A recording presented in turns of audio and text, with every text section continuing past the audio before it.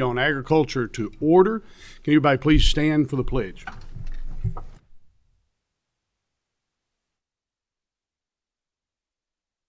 To the flag of the United States of America and to the republic for which it stands, one nation, under God, indivisible, with liberty and justice for all. Thank you. Madam Secretary, please call the roll. Senator Boswell, Senator Carpenter, Senator Deneen, Senator Frommeyer, Senator Nunn, Senator Reed, Here. Senator Richardson, Senator Webb, Senator Wilson, Senator Yates, Representative All, Representative Bivens, Representative Donworth, Representative Pfister, Here. Representative Freeland, Representative Hale, Present. Representative Hart, Here. Representative Holloway, Representative Kim King, Present. Representative Cook, Representative Massaroni, Here. Representative McPherson, Here. Representative Moore, Representative Payne, Representative Pollock, Representative Rayburn, Representative Stalker, Present. Representative Tate, Here. Representative Thomas, Present. Representative Tipton, Representative Watkins, Co-Chairman Representative Dossett, Present. and Chairman Senator Howe. Here. We have a quorum. Thank you, Secretary. Before we get started, does anybody have any guests they'd like? Representative Thomas? Yes, I'd like to introduce my outstanding County Judge Executive, Jerry Gillum, all the way up from Christian County.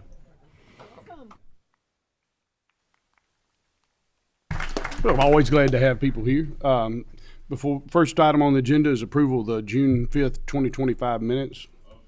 Been a motion, is there, and a second? All in favor, please signify by saying aye. All opposed, like sign. Is approved. First guest, y'all can come up, start coming up. Don Pemberton with Agrichem discussing the impact of the Eddyville Agriport Terminal. Glad to have you here. Just sit down, get comfortable, turn your green light on, pull that thing close enough we can hear you, and floor is yours. Thank you, Mr. Chairman. Thank you for all the committee members to allowing us to be here. My name's Don Pemberton. I'm with Agrichem. I'm Director of Marketing and Business Development. With me is David Buchanan, our General Manager of Agrichem. And today we come to share with us with a problem or opportunity that we have in Western Kentucky.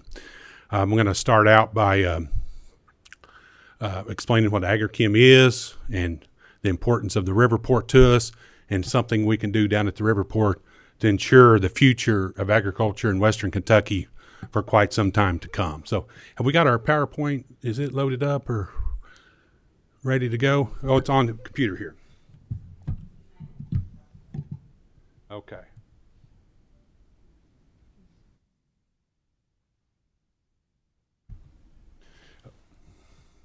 Just a quick timeline of Agrichem. We was founded in 1975. It's 50 years ago. We are a crop input company. We provide fertilizer, crop protection, and seed to the farmers in Western Kentucky.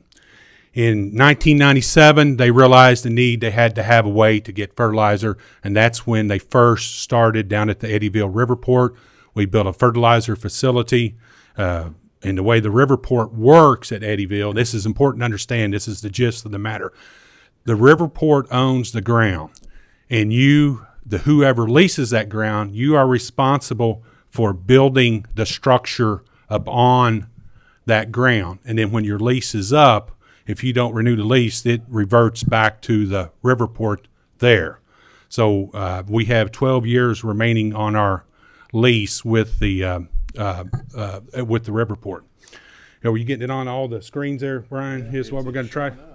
In addition to the many hats Brian wears, it's tech support here. Yeah. He wears many hats, doesn't he?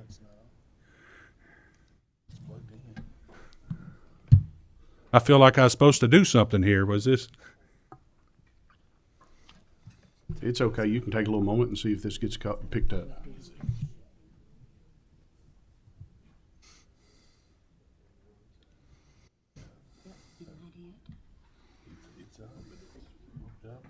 Well, anyway, we can follow along.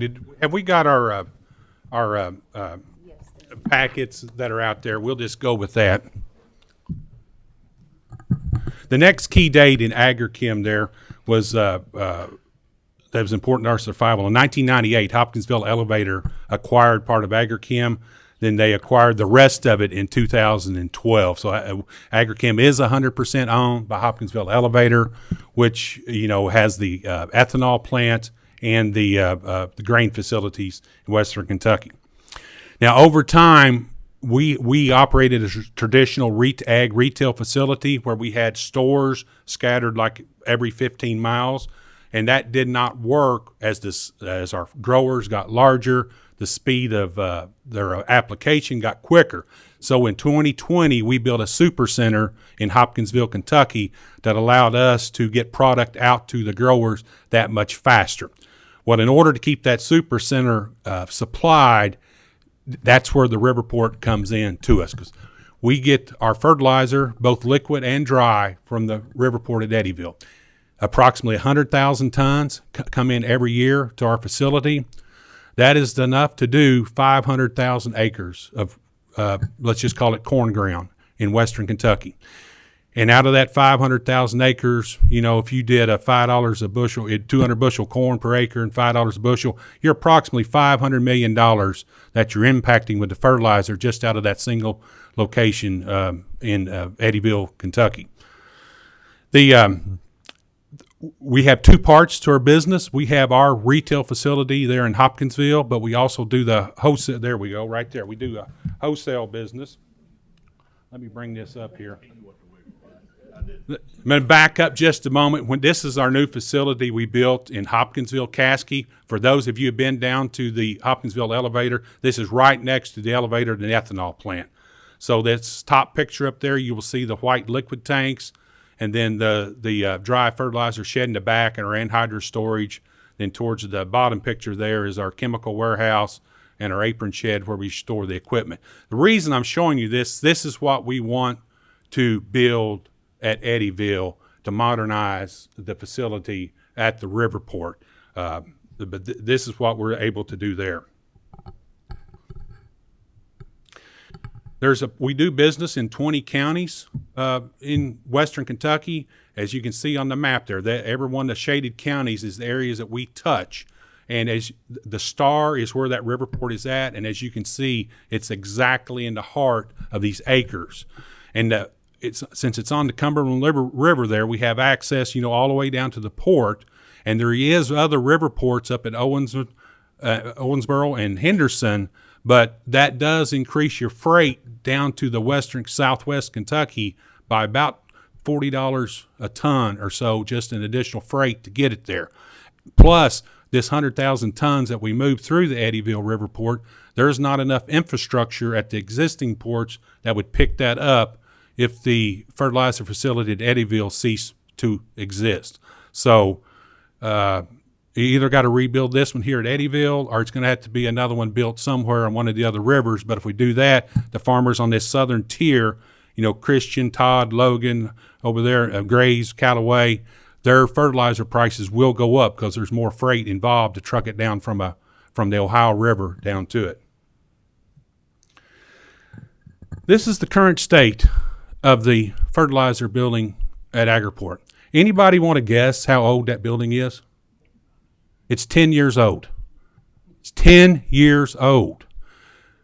The fertilizer and the humidity conditions right there on the river with the fog rolling in.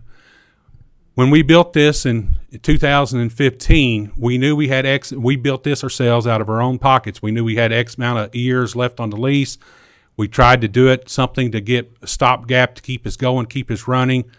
Well, now that it didn't last even as long as we thought it would. So we cannot go back with a metal building. We have to go back with a fertilizer building that's all concrete, all wood. Even the nails in the shingles have to be stainless steel or galvanized. Everything has to be corrosive proof, and we try to get a 50-year building out of this our 50-year lifespan on this building that we're getting ready to build there. That's approximately what it will look like when it's done. It's about a $1.76 million project. If we had to build it from ground up, totally new, not just renovated, it would be right at $6 million. So we're going to do serious cost savings by using what we can out of the existing facility, tear down all that rusted metal, and get rid of it, replace it with wood, with shingles, whatever. The fertilizer market is very precarious right now. You know, most of our fertilizer comes from overseas, you know, Russia, Morocco, whatever. There's tariffs now in place. It's extremely difficult to know when to source fertilizer, the timing to get it here. It's a worldwide market. So when we get barges presented to us to buy, we have to jump on that opportunity. And they give you literally, David, 24 hours, 36 hours. Yeah, they don't give you very much time to make a call. And I think it's important to note that the reason that Edible is important to us is not only just for Agrichem, but also our competitors. We wholesale to our competitors. We're kind of it's not only a lifeline to Agrichem, but it's a lifeline to our competitors such as Nutrien and all the others in Western Kentucky. I think that not only the Agriport part, but the whole Edible River Port is very vital to us. We work very good with them. They support us very well, and we try to support them and try to make this a long-term project for everybody involved in Western Kentucky. Yeah, thank you, Dave, there. So, as I said, this building, we hope to get 50 years use out of it. We have 12 years or less left on our lease at the Riverport. We hope to extend that lease, but you never know until the lease times it comes up. But regardless, this building would revert back to the Riverport there and just go on to whoever leases this facility next. So I guess we're hoping to ask if to get part of this project funded or all of the project funded, maybe through the Kentucky Department of Agriculture, if they get more money in their budget to help offset the cost of construction of this. So I do know that the Riverport Authority, they're coming back to the Transportation Committee later on this fall, and they're going to present some additional needs that they need at the Riverport. There's some roads and stuff they've got to improve. This will all just tie in together to really improve the Eddyville Riverport Authority. So that's essentially, did you got anything else, David, that you wanted to add? Or No, like I say, it's just it's a lifeline to Western Kentucky agriculture. It's a lifeline not only to us but to others, and we want to be able to supply in a timely fashion the farmers in Western Kentucky. It's very key that the product is here prior to the application season starting. The season lasts 2 to 3 weeks. You cannot wait for to go get your product off the river at the river terminal, and the barges cannot unload fast enough. They cannot get the barges up here fast enough. You've got to start. We're already unloading barges now to get ready for the fall season. So they want all the product here in the sheds, in storage, ready to go. That way, when D-Day comes to start spreading the fertilizer, we're ready to go. So, is there any questions about the impact of this building or what we want to use it for? Or? Yeah, we have a couple of questions. Yes, Senator Chairman. Yes, thank you for bringing this issue to our attention. In sourcing of fertilizer, what are some of your innovations as the tariffs have become more relevant and perhaps other sources within America? You're going to answer that one, Dave? Well, we track the fertilizer market every day. I think we had one of the largest corn crops out this spring. It drained pretty much the infrastructure, everybody in America, is pretty much used a lot of fertilizer this time. So most of the fertilizer sheds around the country are empty. I think our biggest concern is, yes, we do buy outside, we do buy within our country, but the key is that levels are down low enough in people's supply that I don't know how much if America can supply everybody's needs. So we have to look elsewhere. We have to look at stuff coming into this country. Hence we do build bigger facilities to have it, to be able to buy when we can, when supply is there. The cost of it is tough. That's part of the reason why we do have a mega shed at Hopkinsville and want to build this here, is because when we get a chance to buy, get a chance to latch on to something that we can take it at that time. If you buy something out of New Orleans, it takes about 15 days to get up here. If you buy something overseas, it takes about 30 days to get here. So we want to have stuff for the farmer. We want to have it the most economical way we can.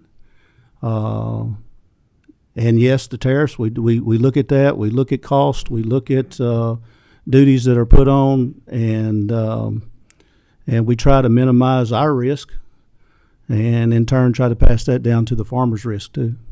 You know, and one of the ratios they use to measure this is how many bushels of corn does it take to buy a bushel of fertilizer?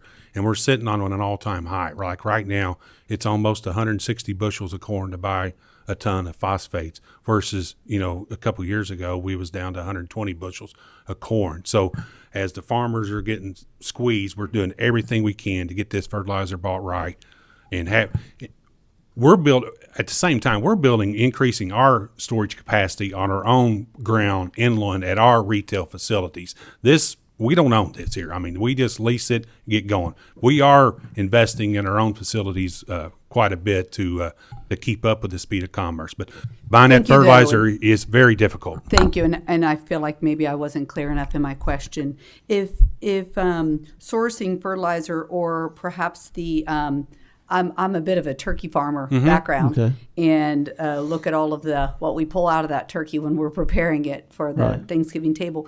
And in northern Kentucky, in my area, in Pendleton County, we have Darling Ingredients. And some of those tools, are there some alternatives that AgriChem is working on for alternatives that are perhaps pursuing more regenerative as well, so we don't need such enormous sheds, that maybe we're fertilizing differently, or Absolutely. is that part of your efforts? Every bit of the poultry litter that's generated in western Kentucky, which is a lot, is spread, and we help facilitate doing that. There's just not enough of it at this moment to keep up with the growth of the row crops in western Kentucky. So, Thank you. Thank you. Representative McPherson, I think, had a question. Yes, so that's kind of where I was going. Is your demand, your historical demand, is it going up, going down, stable? Where are you at with that? no, it's going up with the amount of acres that's increasing going to crops. It's going up. And also as the yield bump goes up, so you kind of figure these fertilizer rates based on fertilizer removal, which is a direct component of these yields. With these improved hybrids, go up, increase the fertilizer, the nutrient removal from the soil. Thus, we got to put more nutrients back into the soil or we'll starve it. So the whole agronomy team is very conscientious about keeping the soil fertile for generations to come. If I may, Mr. Chairman, one more. Yes. So the capacity of this building, is it bigger than the capacity is today, or is it just the same We're leaving the footprint? capacity the same because what we need this building here for is to facilitate the offloading of the barges on a timely manner. Now, if we could, yes, we would expand this building, but also, money's a farm. So we're going to try to get it back to where we can use it to offload these barges in a speedy manner. Thank you, Mr. Chairman. Yes, thank you. Thank you. I believe Senator Boswell had a question. Well, I'm sorry, who owns the building? yeah, you want to explain this one here, Dave? We will own the building. Who owns the Riverport? I'm sorry. The Riverport owns the ground. Who owns the Riverport? Eddyville Riverport Authority, which is its own board setup. So Okay, and I assume then that that Riverport was built there by that publicly owned or Yes, whatever it is yes. authority because there was no commercial interest Yes, in doing yes. something at that Right. location. Yes. Right. Then we build the building, and then I guess you could say we own it for what it's worth for the next 12 years. Then it reverts back. If we do not renew our lease, it reverts back to the Riverport. Yes. It's so Well, in my own situation, in my county, we do have the Owensboro Riverport. Yep. And they're in operation. They're publicly owned, but they do pay a large dividend to an entity, the city of Owensboro. And I didn't know if there was a dividend there. I can't answer that. Whenever the Riverport Authority, they could present to the Transportation Committee, that I'm sure they could answer that question. I do not know what the Riverport themselves pay. So now the last question, if I might just, on the lease itself, is there a chance that could be extended? So you're probably, if you're going to invest it, you're going to invest this kind of money. Is there a possibility that 12 years you're talking about could be extended closer to the life that you're needing? No, because you release it for 10 and you get a renewal of 10. So we're in 2 years to go on our first 10-year lease. We got 10 years to go, so we got 12 years. Then it's total. Then it goes out for bid. Bid. We would like to continue on. Yes, we have every intention of continuing on, but it is a bid situation. All I guess I'm saying is, I'm assuming that you're wanting us to help to fund this project, which is fine. But it seems like that maybe that ought to be considered. As we're going to put money into it, that the lease should be. Maybe they need to change rules. Thank you. I believe that Senator Boswell was wanting to be your attorney to Yeah. renegotiate the lease term here, is what I'm hearing. We'd like to talk to Senator. Yeah, we would like to have him. We'd like to have him, for sure. Chair Dawson, I think. Thank you, Mr. Chairman. And Don and David, I want to thank you for coming and making the presentation here this morning. It's very important to West Kentucky to have this facility in place. And the importance for our farmers to have the supply of plant food on hand. I know personally, from my experience of working there in ag retail, to understand having this supply and how you are bringing that in currently right now, you end up doing 3 months' work in about 3 weeks' time of when our farmers are planting, and it's so important to have that supply on hand and to have this facility in place to be able to move across. One of the questions I did want to make sure that we emphasize, how many customers outside of Agrichem are you supplying with fertilizer across West Kentucky? On the wholesale side of it, there's, I think, 19 wholesalers that we supply to. Now, as far as their customer base, I wish I knew, Chairman Dawson, how many customers they had, but it'd be substantial. We do know how many acres we touch. That's a simple mathematical formula, but it's 19 wholesale customers that we sell to, which is most everybody in those 20 counties that was on that map. Ms. Chairman? Sure. One more, something else I want to bring up. The purpose of reconstructing the fertilizer bins plays just as important part environmentally, am I correct, as we are for storing, because if we don't have these new facilities in place, we could see where our fertilizer would be running off into the lakes. And that's why it's important that from weather damage. So we do want to make sure that we have these new facilities in place. I think that if you saw what we're planning to do, like say you saw the pictures of the old building, it was open shed. You're exactly right. This one will be fully containment. We do worry about the environment. We do worry about runoff. And this should be a lot cleaner product, a lot cleaner facility, all inside, all loaded inside, all contained, where water cannot run off into the lake. And one more thing Mr. Chairman. I did want to, for Senator Funky Fromeyer, one of the reasons we were having this discussion about looking at other types of supply for fertilizer. I know one of the things we do with our dry fertilizer and with our liquid, we are no longer broadcasting the fertilizer across the field. We have moved to a point now where we're putting that in the row directly to the plant. So we are trying to figure ways to use the least amount as possible and to be economically viable on what we're using that supply. Absolutely. So you're right. A large part of the nitrogen is banded into the row. Now, almost all of our fertilizer is what we've done with variable rate prescription fertilizer. And what that means is I'm not sure most of you know what it is, but we do soil samples, and we get the high fertility levels of that field and the low fertility levels. And the areas that need to be built up, that prescription is loaded into that spreader truck, and it will spread more fertilizer in those areas. Then the areas that don't need any fertilizer, it just quits spreading. So we're trying to get the fertilizer exactly in the field where it needs to go, and not just do a blanket approach across the field. And that's probably 90+% of our business now is doing the variable rate fertilizer application to these fields, and then on the nitrogen, banding it in the row or getting it right there next to the seed where it can take advantage of it. Absolutely, Chairman. Well, once again, I do want to thank both of you for making the presentation. It's very important what you're doing for agriculture there in West Kentucky, and hope we're able to do something to help you. Thank you for your time and consideration. If any of you ever in Western Kentucky and like to see firsthand what it is, just come by our office in Hopkinsville. We'll be more than happy to show you around. But thank you for your time.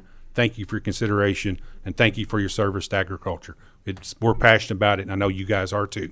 Thank you. Don't think you're getting off the hook yet. Oh, I thought we was done. No. Chair Dawson likes to have the last word, but we're not going to let him have it this time. Representative Bivens, I believe, has a question. Thank you, fellas, for your presentation today. It truly is important what you all do for the agriculture industry, for the farmers. It's great not to disrupt that supply chain. However, as a farmer, I'm going to sit here and tell you that as a guy that buys a lot of fertilizer, I think part of the things that you put into play when you price fertilizer to farmers is you understand it's not a new concept that fertilizer is corrosive, that fertilizer does work on structures. I think that is something we have to plan on, is replacement cost and repair cost and improvement cost. And as time goes and we have a higher demand, we have to have more efficient ways of handling this product as it comes through. So I don't think these are new logics. The other thing I would bring up is you all work on a percentage a lot of times. Most retail and wholesale businesses work on a percentage. So regardless of what that price is that they're paying for the product, it's going out the door at a little bit higher price to help add to that cost. I appreciate what it does for the economy and all, but I think as we move forward in government, I'm going to tell you, I'm not really necessarily in favor of this, because I think we've got to quit nursing along private business. We've got to quit as a government. We're never going to control government spending if we do not get this under control by having to subsidize. And it's hard for me to sit here and say that as a farmer, because I take all the subsidies I can get. And I completely sympathize with you all on this. But I want you to understand also, I think that's a cost of doing business. And when you're on a retail side or a wholesale side, you're able to set your price, unlike those of us on the ag sector that are price takers. So I'm not really necessarily in favor of this. Now, when it comes to your lease, while I get that you have a 10-year lease, that comes down to business. It comes down to negotiation. I think you need to have some strong talks with that rear report authority down there. It's no different than me renting a farm, but yet it needs some drainage tile put in. I'm taking my risk and I'm taking a chance of putting that in because I'm putting a capital investment into that piece of ground. And for those of you not involved with agriculture, I'll relay this back to it's no different than renting a house. Let's say you go rent a house to move into, but that house, you don't like the color of the paint inside. And you decide to make that investment and paint the walls of that house. That's a risk you take. You may not live there long enough to recoup your cost. So while I greatly appreciate what you all do, I greatly appreciate the impact it has on the farmers of West Kentucky. I want you to understand, I think I'm not in favor of us seeing us put money towards private industry to increase facilities. I think there needs to be some hard business talks on your all's end with that Riverport Authority. That Riverport Authority does not want to lose you all.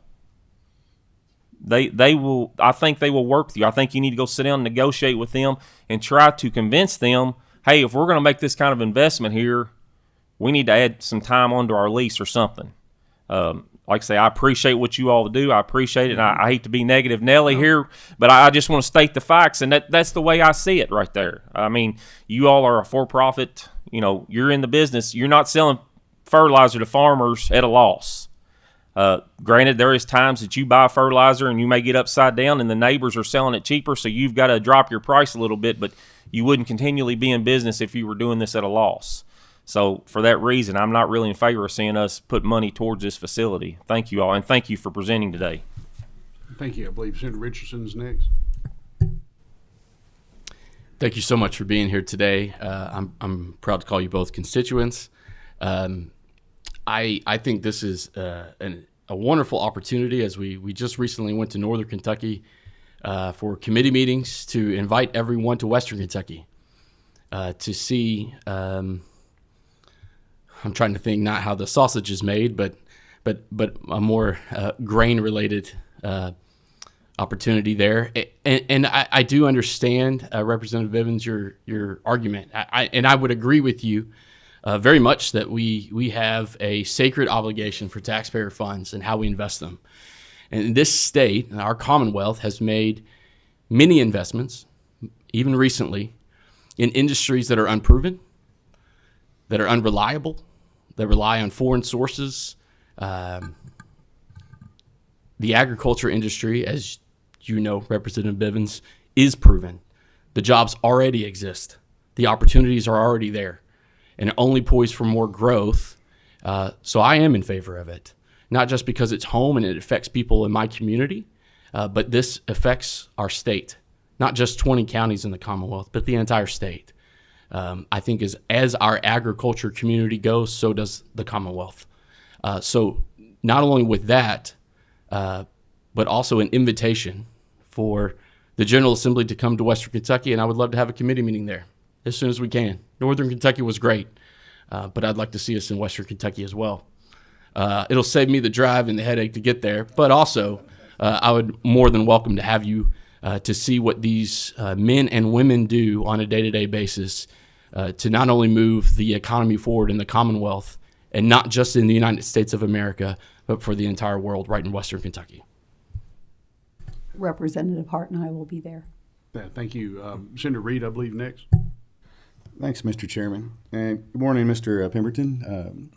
I've done some research in the past, and I've noticed that, fertilizer production in America has become somewhat of a matter of national security. It is a big deal, and it shouldn't be taken lightly. However, I was just wondering what percent solution is your building project here, would you say, and what would a 100% solution cost? Well, 100% solution would be an expansion of this, right? You want to? I guess I'm trying to understand what you're asking. Well, so Turn your mic on. Oh, it is on. It is on. Okay. you mentioned a lot about how the product or the materials in this building need to be upgraded. And I'm wondering, is this going to be good for another 10 years? I think in your brief you said something about a timeline on expected duration. I think we're looking at a 40-year building. Okay. That we're building. Again, I think to have this building would help everybody in this part of the world. If in 10 years or so, and we don't get the bid back, somebody else will. So this will enable us as agriculture people in Western Kentucky, not just agrichem, but this building will get used, and it will be. It's a 40-year building, whether we're there or not. Hopefully, we will be.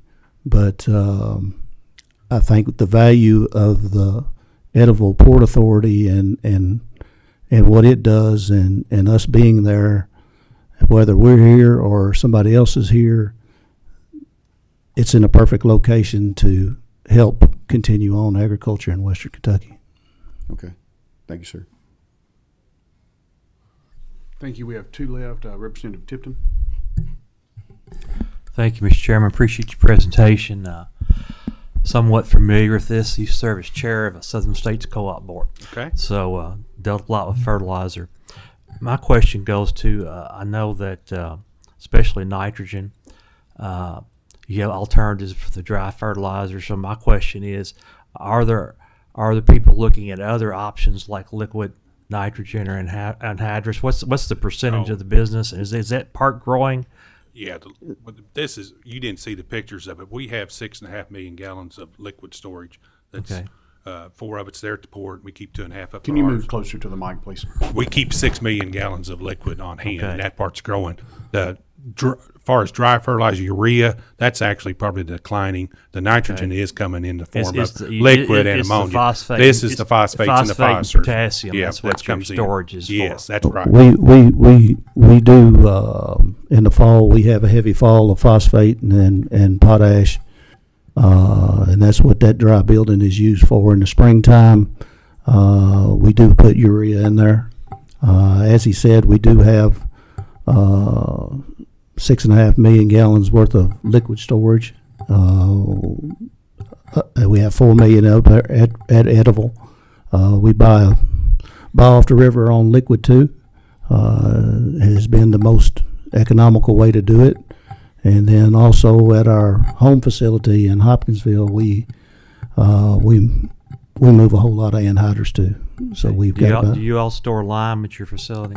We were so close to the quarry. We haul out of the quarry. At times we will stockpile there, but most of the time it comes out of the quarry. All right. Thank you so much. Thank you. Last, we have Representative Stalker. Thank you, Chair. A couple questions, gentlemen. I'm sorry, I'm right over Okay. here to your left. Yes, right here by the pole. Thank you for your presentation. A couple of questions for you. What really struck me right at the beginning of this conversation is when you showed the images of the building and asked what the age was. And I believe you said it was only 10 years old. And you had made a private investment of your own money in this building, thinking that you were going to get a lifespan of 50 years out of that building. No, not necessarily. But Not out of the metal. Not out of the metal. We knew that was. We knew at that time it's not as good as wood, but cost of capital projects or whatever. The actual reason why we did replace that then is we had a snowfall and caved the roof in, so we had to do something in a hurry, and that was the quickest, most economical thing to do at that time. We did figure it would last more than 10 years. It did not with the environment it's in.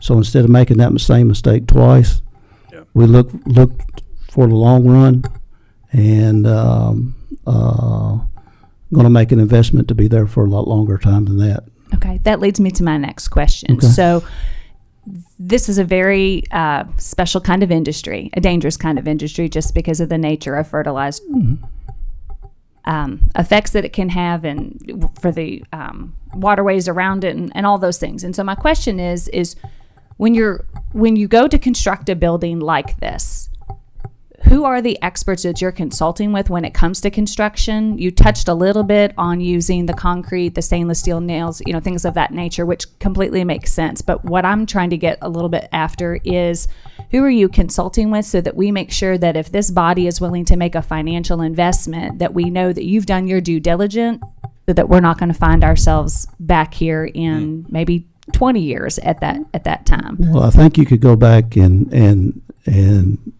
find somebody who would build this building cheaper, maybe. But we do look to the people in the industry who do this for a living.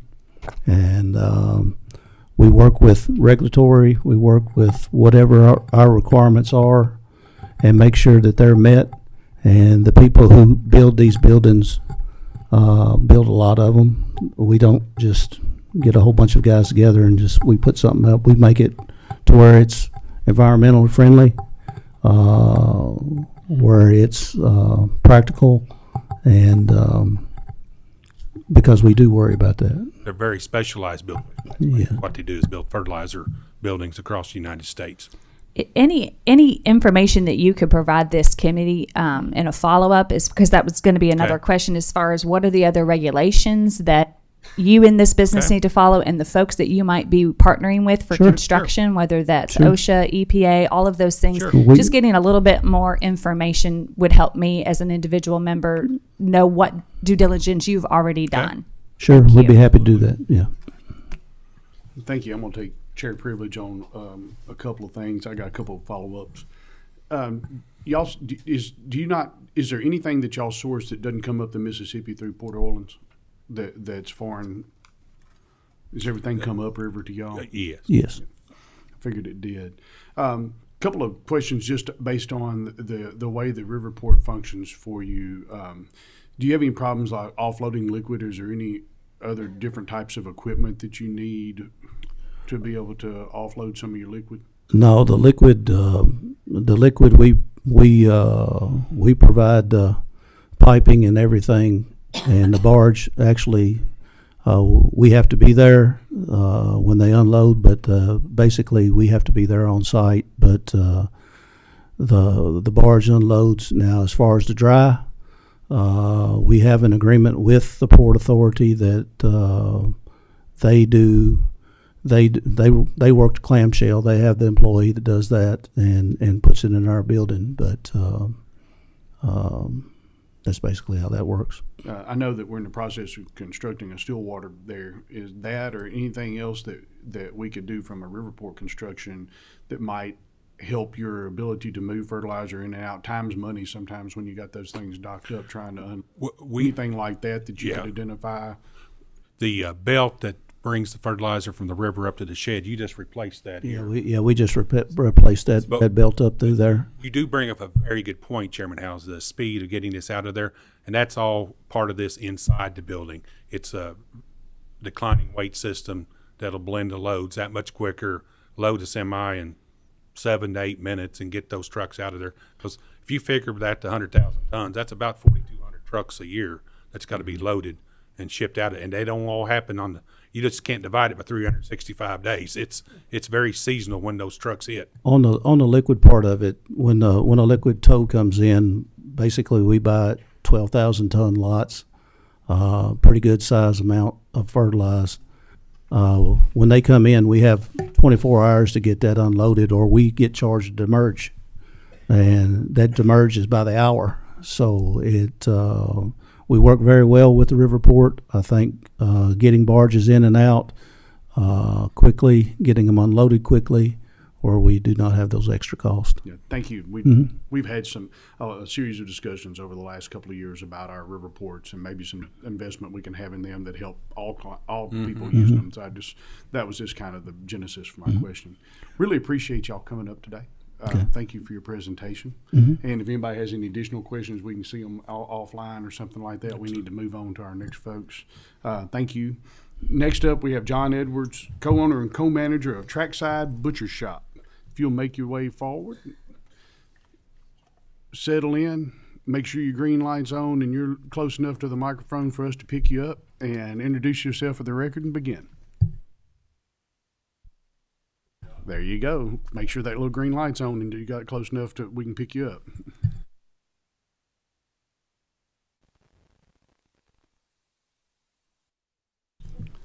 Make sure your green light's on there. It wasn't on. Oh, look at there. You're in stereo now. Okay. I'll repeat myself. I'm John Edwards with Trackside Butcher Shop. Thank you all for the invitation. I'm joined with Jennifer Harden with Kentucky Association of Meat Processors. Just a quick history of where we came from. In 2013, we're located in Henry County, by the way, Campbellsburg specifically. In 2013, a group of farmers in Henry County saw the need for a meat processing facility. They've had the desire to have a meat processing facility in the area for a very long time. So they approached Ag Development for funding, and so the way they went about getting that funding was to go to the surrounding counties and raise money from the individual county councils of ag development. And so from those monies that they raised, they had a feasibility study performed. And so everybody has a good idea for a business, but will it actually, be beneficial and survive? And so the feasibility study came back and said, yeah, a meat processing facility in this area would be very successful. The K-Card, they were the ones who performed the feasibility study, utilizing extension and that sort of thing to facilitate the feasibility study. So their hopes, the farmers who raised that money, was to entice another processor from another part of the state to come and open a facility in Henry County. But nobody jumped on that opportunity. So that's where I came in. In 2014, my business partner Chris Wright, we knew each other. His dad was our t-ball coach. We've known each other for our entire lives. We worked together as linemen at the phone company for Bell South, and then later AT&T. And so we grew up on family farms. We raised freezer beef. We were familiar with that side of the industry, but we had no idea about meat processing. So with an entrepreneurial spirit, we decided to pursue what the feasibility study said was possible, and that was to have a multi-species slaughter and processing facility. And so we pursued that. We approached Kentucky Ag Development, where they encouraged us to go around again to the surrounding counties to see that they would be willing to support us. So we approached 6 different surrounding counties, their ag development councils, and raised money to start the project. And then later, those monies were matched by the Ag Development Board. And so, Chris and I, we're just your average guys. We didn't have a lot of money, so that made it possible for us to start a business. And so in 2015, we opened our doors, and you see some pictures there from our grand opening. But every single year that we have been open since 2015, we have seen increases in revenue without fail. We are very committed to the business. In 2020, we took on a third partner, and that was Chris's brother. It's actually his twin brother. And so we are very committed to it. We're there every single day. We're the first ones to arrive and usually the last ones to leave. And so as we grew from 2015 to around 2020, we were seeing the need for an expansion. We built the building to what we thought would be the need, but as time went on, we saw that there was a great need for beef, hog, and lamb and goat processing.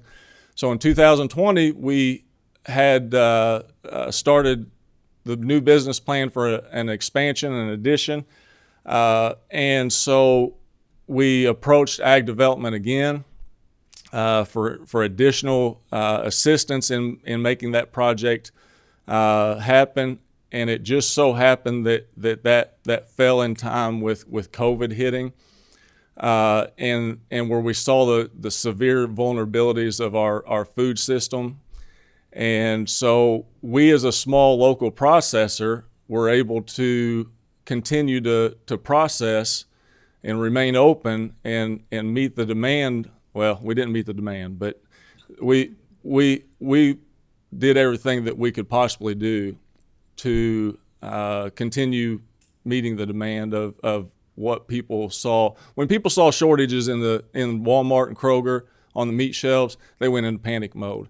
And so they started thinking like our parents and our grandparents did, where does our food come from? And so they started looking at local local farmers again.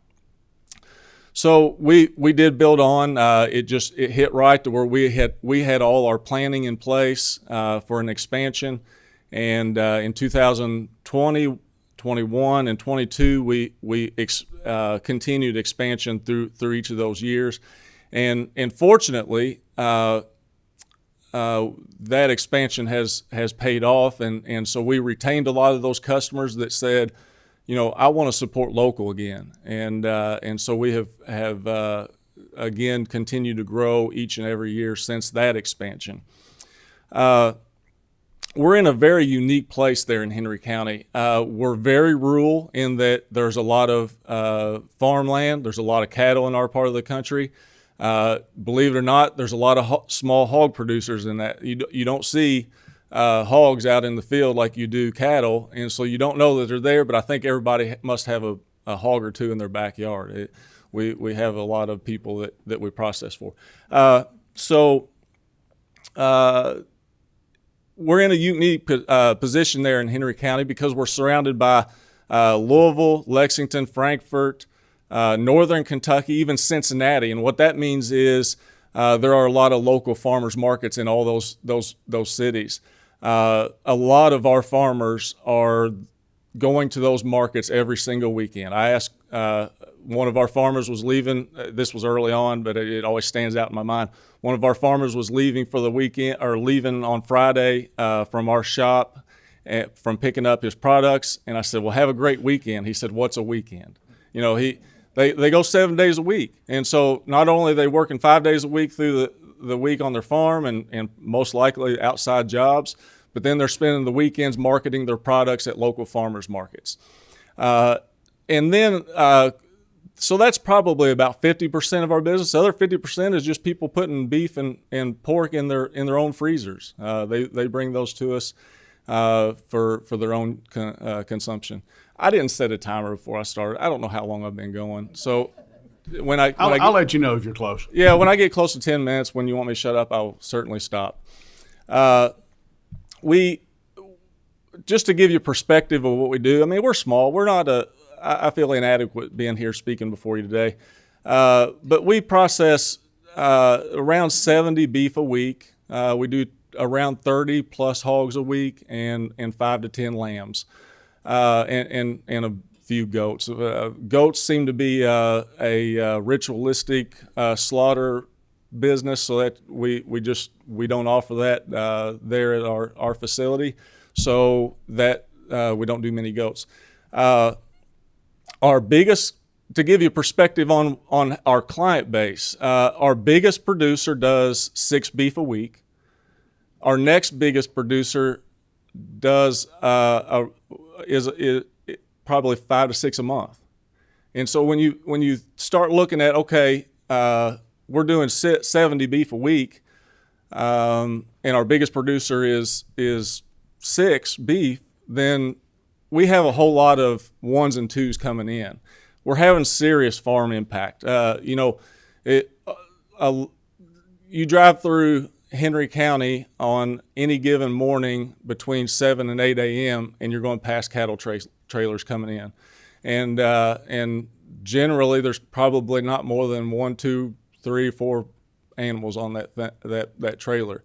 Our producers, those guys going to the farmers markets, they don't have a lot of home storage for freezer space, so they're managing their inventory weekly. They're bringing in animals weekly or bi-weekly and trying to manage their inventory that way, as opposed to having large freezers full of various cuts of meat. So. I'm probably overlooking something that I had intended to say, but I can't think of it right now. The logo there for Kentucky Ag Development Fund is there in front of you. That's right next to our front door, has been there since the beginning. They were critical to our success. I said there early on that this would not have been possible without the assistance of the Kentucky Ag Development Fund. Bill McCloskey is here today. I have worked with him since the very beginning. I admire Bill McCloskey a lot because I don't know how to say this, but he's very careful about the state's money. And is that fair? And so because of that, from day one, I recognized the opportunity that was awarded to us through ag development funding, which equated to 50% of the original project.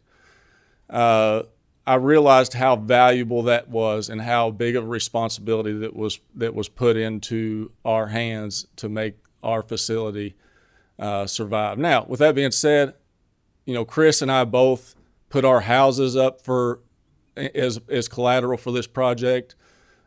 We put everything on the line that we had as well. So we were very invested in the project and its success. We had both worked for the local phone company there for many years, at least 15, and we walked away from those jobs, cutting our salaries in over half to make that successful. But you know how it is. If you've ever been part of agriculture, it's part of who you are, and it's hard to walk away from. So we grew up farming on our grandparents' farms. Just like a lot of Kentuckians, we were heavily dependent on tobacco, and when tobacco went away, we looked for alternate means to make money on the farm, and so freezer beef was part of what we did on the side besides working outside the farm, and so it was just a natural progression for us to look for a way to get back into the agricultural part of the world and to do that full time for our for our jobs. Yeah, thank you. I believe Senator Reed has a question. Morning, John. Good to see you.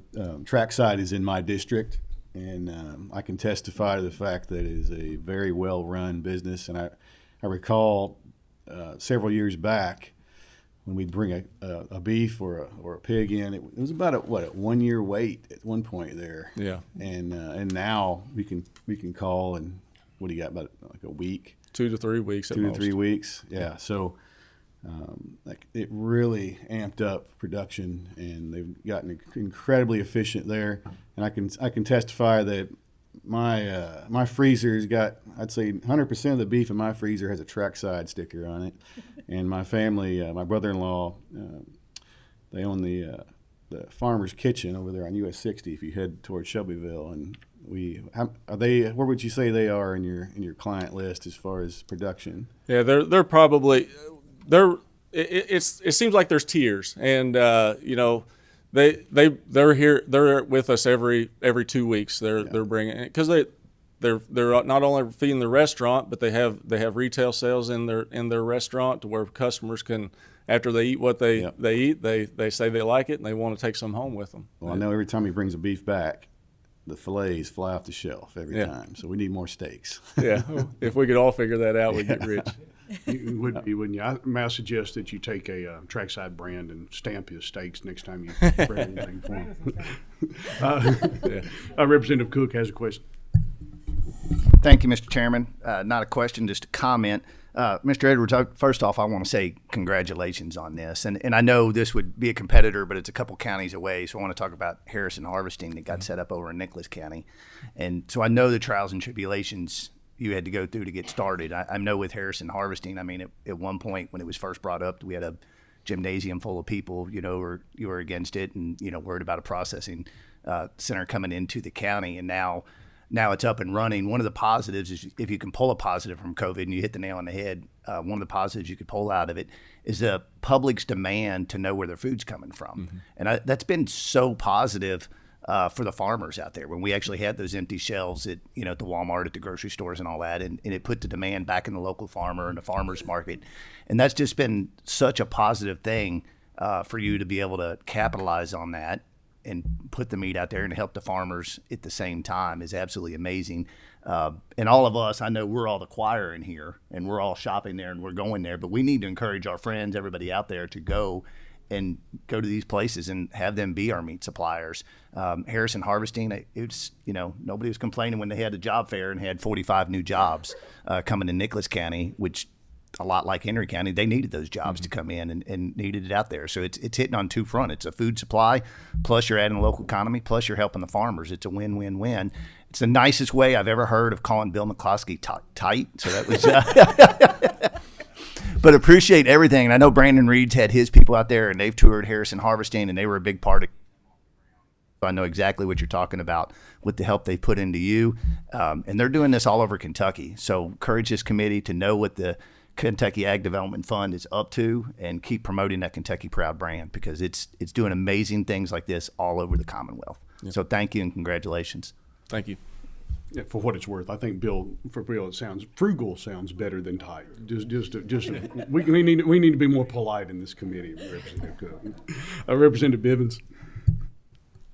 Thank you, Mr. Chairman. I want to commend you, first of all. It's just your success story. You talk about putting your houses up for collateral and stuff. That's part of what we do in agriculture. And, and you're right. We have a love for it, and we do what it takes to make it work. And COVID was, maybe it was a blessing in disguise. Because I think that was one of the things that woke people up, because a lot of people took for granted. They go to the grocery store, they go to Kroger, Walmart, and they fill up their cart, and they don't think about where food comes from. All of a sudden, when those shelves got empty, they started thinking about that. But I hope we haven't moved away from forgetting that. You have fulfilled a need that has been needed for a long time. It's been hard to find a place to get animals butchered, buy local products. So I commend that. But I really want to brag on ag development on this, because this is what those funds were intended for, folks, is to help start up businesses. And you talk to anybody else in agriculture in another state that was able to get some of those tobacco settlement dollars, and they are very envious of Kentucky. And I got to brag on the previous legislators that were here that set all that up, because we've got something very unique in Kentucky. The fact that 50% of that money goes back to agriculture, no other state has that, and other states are very envious of us, so we can't forget that. And I want to demand that, Bill, you continue to be frugal with spending that money, because it's an investment. Yes, has all of them been good investments? Absolutely not, but a lot of them, like this right here, are success stories. And I just commend you on the job you're doing and wish you continued success and good luck. Thank you for being here and presenting today. May I quickly add to what you just said? So the Kentucky Association of Meat Processors recently had a joint convention with Indiana, and the folks from Indiana expressed that envy of what Kentucky offers agriculture, and just the support that the state, through Ag Development Fund specifically, offers agriculture, because they didn't have that, and so they were really overwhelmed by the support that they saw. Kentucky Office of Ag Policy and K-Card and those sort of entities were offering and giving support to Kentucky agriculture that they don't experience. So just add along what you said. Thank you. I think Representative Dawson, Chair Dawson, has the last one. Yes, and I'll be brief on this. I'm going to follow along behind the words of Representative Evans that he mentioned right there. John, fantastic presentation. You did great right there. And for those members here on our Ag Committee that aren't members of the Tobacco Settlement Oversight Committee, those of us that serve on that Oversight Committee are aware of where these dollars are going. Agriculture dollars from tobacco, from the tobacco settlement, and what they have done to help the economy here within Kentucky, and to help with those individuals that entrepreneurship, to be able to give those opportunities, allow those opportunities to create businesses. And as we have seen the increase and the push for more meat producers to be able to have these type of facilities here in Kentucky, it means a lot to know that those dollars that are coming from agriculture, from the tobacco settlement, from our tobacco crops, are going to benefit every citizen here in Kentucky. So, John, once again, thank you. Congratulations on your enterprise that you're a part of. Thank you. Yeah, thank you. I just have a couple of questions to wrap things up. And these questions may not have answers, and that's perfectly fine if they don't. I'm fishing a little bit here. But locally, you have some regular customers that are low volume relatively, but then you got mostly ones and twos, it seems like. Are there any producers around you that probably have a greater need for slaughter that have to send their product somewhere else?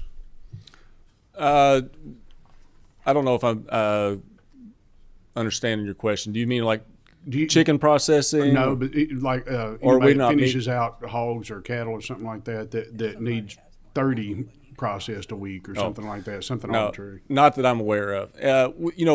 We get approached a lot with people who have a lot of big ideas and desires to grow. And I always tell people, like, look, I can't process 30 a week for you next week, but we can grow together. And that has been our goal. And I think that's why we have grown every single year since we've been open, is because we are willing to grow to whatever somebody's need is. For instance, maybe I just better shut up, but anyway, for instance, that 6 a week customer I mentioned, before we built our addition on, we were running product out on the front porch, putting it on a pallet, wrapping it, using a forklift, trying to stay on a small concrete pad to get it on the truck, refrigerated truck, and out the door. We built the expansion, we built a loading dock. Right. And so I don't know of any business out there that we're not meeting where there's a demand, but we're always willing to grow to it. Sure. I hope there is. One more question kind of along those lines. As you started and then you expanded, were there any headwinds, anything that you bumped up against from a process standpoint, a regulatory process, or anything that needs to be looked at, did you think? Nothing comes to mind. I mean, dealing with the USDA is always because we're a USDA inspected facility. Sure. We have an inspector on site 5 days a week, 8 hours a day. Because we do slaughter, he's committed to our facility full time. That's his full time job at our plant. There's always obstacles with dealing with the federal government. We all sure. That's nothing that nobody's surprised by. For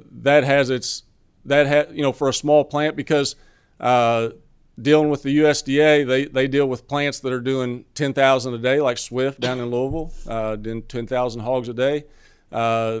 We're under the same regulatory control as they are doing, 5, 10 hogs a day. So that presents us obstacles because, they have their lawyers and everything like that paves way for them to do things the way they want to do it that we don't have. With that being said, I don't want to paint a picture like we're substandard in the USDA's eyes. It's just, when you have an inspector there, when he gets bored, he starts looking for things to do. Yeah, it's a process. Thank you. We'll let Representative Hale have last word here. Representative King. You were quick to defer there, weren't you? Thank you all very much. It's interesting that we've got a lot of tobacco settlement and master settlement discussion going on here today. So I think it's always worth noting that Senator Webb was part of that original conversation, and also Mr. McCloskey, still with us, still serving in both of those capacities today. Interestingly enough, the Tobacco Settlement Agreement Oversight Fund Committee also meets at 11, so there are several members that serve on both this committee and that oversight committee, but if not, we'd love to have you join us in a lot of other conversations very, very similar. But it is not only a national model, but as Senator Webb likes to rightfully say, it's a global model, and Kentucky did this beautifully, and I still applaud the ones that were part of that original conversation. Kentucky and the entire nation and the world is still benefiting today. So thank both of you very much. We appreciate you. Absolutely. Thank you for your comments, and thank you for your bravery in referencing Senator Webb's age. You can get by with that. I'm not brave enough to try that. Thank you for coming in today. Thank you for your hard work on this presentation and all you do. Thank you. That wraps up everything. Our next meeting is a little field trip to the Kentucky State Fair, August 21st at 10 o'clock. Hope to see everybody there. With that, we are adjourned.